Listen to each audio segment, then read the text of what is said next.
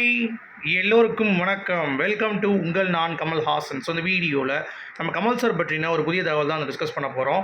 So வீடியோக்குள்ளே போகிறதுக்கு முன்னாடி நம்ம சேனல் நீங்கள் புதுசாக இருந்தீங்கன்னா கண்டிப்பாக சப்ஸ்கிரைப் பண்ணிக்கோங்க, வீடியோ மறக்காமல் லைக் பண்ணிக்கோங்க. இப்போ நம்ம வீடியோக்குள்ளே போகலாம். ஸோ முதல் டாப்பிக்கே வந்து பார்த்திங்கன்னா தக் லைஃப் படத்தோடைய ஷூட்டிங் வந்து ஆரம்பிச்சிருச்சு இன்னைக்கு அப்படிங்கிறது தான் அப்டேட்டு. ஸோ கமல் சார் வந்து ஜாயின் பண்ணிட்டாரா அப்படின்னு சொல்லி கேட்டிங்கன்னா, வெளிநாட்டிலேருந்து அமெரிக்காவிலேருந்து செர்பியாவுக்கு வந்து பறந்துட்டார். ஸோ அதுக்கடுத்து ஒரு நாள் வந்து ஒரு ரெஸ்ட் எடுத்துகிட்டு ஸோ நாளைக்கு இல்லை நாளை கழித்து வந்து பார்த்தீங்கன்னா மணிரத்னம் அவர்களுடைய படத்துக்கு கமல் சார் வந்து ஜாயின் பண்ணுறார் அப்படிங்கிற தகவல் வந்து வெளியே வந்திருக்கு. ஸோ என்னடா அது உடனே பண்ணுறாங்களே, இந்த படத்தை முடிக்கிறதுக்கு அவ்வளோ தீவிரம் வந்து காட்டுறாங்களா அப்படின்னு சொல்லி கேட்டிங்கன்னா, கமல் சார் மணிரத்னம் அவர்களுடைய ட்ரீம் ப்ராஜெக்டாக இது. ஸோ அதற்கான ஒரு எஃபர்ட் வந்து போட்டு 2 பேருமே வந்து பயணம் பண்ணிகிட்டு இருக்காங்க. கிட்டத்தட்ட 4லேருந்து 5 லுக் வந்து பார்த்திங்கன்னா இந்த படத்துக்கு வந்து இருக்குது அப்படின்ற மாதிரி சொல்லப்படுது. அது மட்டும் இல்லாமல் கமல் சாருடைய கெரியரில், மணிரத்னம் அவர்களுடைய கெரியரில் இது வந்து மிகப்பெரிய ஒரு இம்பார்ட்டண்ட்டான ஒரு மூவியாக இருக்கும் அப்படிங்கிறதுனால மேக்ஸிமம் எஃபர்ட் வந்து இந்த படத்துக்கு போடுறதுக்காக தான் கமல் சார் வந்து பார்த்திங்கன்னா இங்கே வந்து கிளம்பி வந்திருக்காங்களாம். அது மட்டும் இல்லாமல் இங்கே முடித்த பிறகு அடுத்து எங்கேயுமே கிடையாது, ஸ்ட்ரெயிட்டாக சென்னை, இந்தியா ஃபுல்லாக வந்து சுற்றி எடுக்க போகிறாங்க. ஸோ மணிரத்னம் அவர்கள் வெளிநாட்டில் வந்து பார்த்திங்கன்னா அவ்வளோ தூரம் வந்து செலவு பண்ண மாட்டார். அவருடைய படங்கள் நீங்கள் பார்த்தீங்கன்னாலே தெரியும், அவ்வளோ வந்து போக மாட்டார். சரிங்களா? எப்பயுமே இந்தியாவுக்குள்ளே இல்லாதது எங்கடா இருக்குது வெளியே ஃபாரினில் அப்படின்ற மாதிரி சொல்லி இந்தியாவிலேயே ரொம்ப பியூட்டிஃபுல்லான ஒரு இடங்கள்லாம் கேப்சர் பண்ணிட்டு வருவார். பட் இப்போ அவரே வந்து ஃபாரின் போகிற அளவுக்கு வந்து பார்த்திங்கன்னா ஆயிடுச்சு அப்படிங்கிறது தான் பார்க்க முடியுது. But it's okay. But major portions வந்து பார்த்திங்கன்னா இந்தியாவில் தான் இருக்கும் நம்ம மணிரத்னம் படத்தில் அப்படின்றதுனால இந்த அளவுக்கு ஒரு இம்பேக்ட் வந்து கிரியேட் பண்ணியிருக்கு அப்படிங்கிறது தான். அடுத்து SK21 ராஜ்கமல் நிறுவனம் தயாரிக்கும் படம். ஸோ சோல்ஜர் அப்படின்னு சொல்லிட்டு சிவகார்த்திகேயன் இது வரைக்கும் நடித்த படங்களில் இது ரொம்ப பயங்கரமாக இருக்குங்க.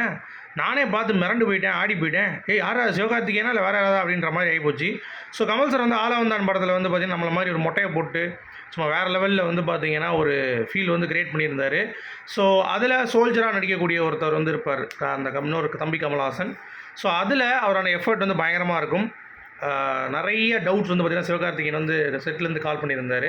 ஸோ அப்படி இருக்கும் பொழுது இந்த படத்தில் கமல் சாரோடைய அந்த ஒரு பேட்டர்னையும் வந்து சிவகார்த்திகேயன் அவர்கள் வந்து ஃபாலோ பண்ணியிருக்காரு அப்படிங்கிறது பார்க்க முடியுது.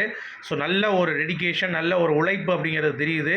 ராஜ்கமல் நிறுவனத்தில் உள்ளே வந்தால் கமல் சாரோடைய இது பேச்சு கேட்டால் அதுவே வந்துட்டு ஆட்டோமேட்டிக்காக அடுத்த லெவலில் கிரிட்டுன்னு போயிடலாம் அப்படிங்கிறது தான். ஸோ சிவகார்த்திகேயனுக்கு அடிச்சாம்பார் அப்பாயின்மெண்ட் ஆர்டர் அப்படிங்கிற மாதிரி தான். ஸோ டீசர் ரொம்ப இன்ட்ரெஸ்டிங்காக இருக்குது பார்க்குறதுக்கு அப்படிங்கிறது தான். இந்த ஒரு ஸ்டில் சோல்ஜர்ஸ் ஹார்ட் அப்படின்ற மாதிரி ஒரு விஷயம் வந்து பண்ணுறாங்க, சோல்ஜர்ஸ் பாடி அப்படின்னு சொல்லிட்டு. ஸோ ரொம்ப நல்லா இருந்துச்சு, பார்ப்போம் அப்படி இருக்குது. அதே மாதிரி STR48 ஒரு பக்கம் என்னென்னா இந்தியரின் பெருமை நம்ம SK21, தமிழரின் பெருமை வந்து பார்த்திங்கன்னா நம்ம STR48. ஸோ கமல் சார் வந்து ஒரு கெமியோ ரோல் வந்து பண்ண போகிறாராம் அவருடைய ப்ரொடக்ஷன் ராஜ்கமல் ப்ரொடக்ஷன்ஸில். ஸோ கெமியோ அப்படிங்கிறப்ப எழுதிட்டாங்க, ஏற்கனவே கமல் சாரும் வந்து அதை அக்ரி பண்ணிட்டாராம். ஸோ கண்டிப்பாக சிலம்பரசன் வந்து ரொம்ப ஹாப்பியாக இருக்காராம். இந்த நியூஸ் வந்து ரொம்ப ரகசியம் வச்சுருக்காங்க, இன்னும் எந்த ஒரு பத்திரிக்கையும் வரல. பட் இருந்தாலும் ஒரே ஒரு இதில் வந்து சொல்லியிருக்காங்க. பட் அதில் உண்மைத்தன்மை என்ன அப்படிங்கிறது நமக்கு தெரியல. பட் இது நடக்குமா அப்படின்னு சொல்லி கேட்டிங்கன்னா நடக்கிறதுக்கான வாய்ப்புகள் வந்து ரொம்ப ஜாஸ்தியாக இருக்குது. ஏன்னா இது மிகப்பெரிய ஒரு பட்ஜெட்டில் உருவாகிற ஒரு படம், அவருடைய சொந்த படமும் கூட. அப்படிங்கிறப்ப கண்டிப்பாக இந்த மாதிரி ஏதாவது நடக்கிறதுக்கான வாய்ப்பு அப்படிங்கிறது வந்து 100% இருக்குது அப்படிங்கிறத நான் வந்து பதிவு பண்ணிக்கிறேன்.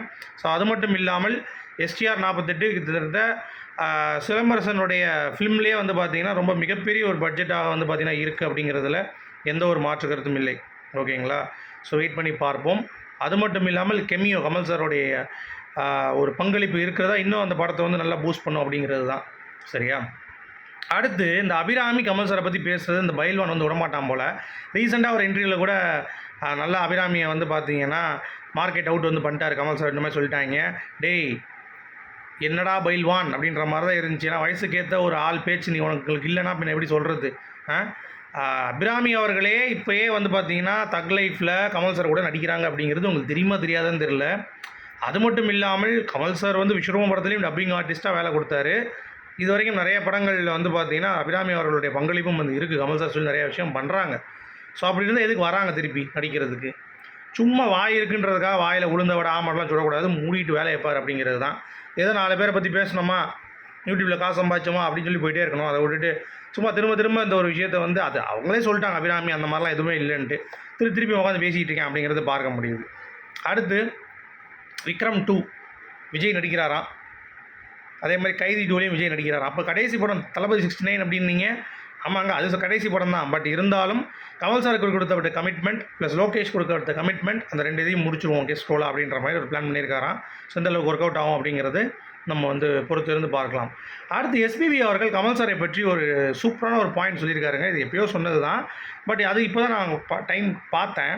அது உங்கள்கிட்ட சொல்லிடலான்ட்டு. ஏன்னா கமல் சார் பொறுத்தவரை நல்ல ஆக்டர் அப்படிங்கிறது எல்லாத்துக்குமே தெரியும். நல்ல ஸ்க்ரீன் பிளே ரைட்டர், நல்ல டேரக்டர் எல்லாம் இருந்தாலும் நல்ல ஒரு டப்பிங் ஆர்டிஸ்ட் அப்படின்றதையும் வந்து உடச்சிட்டார்.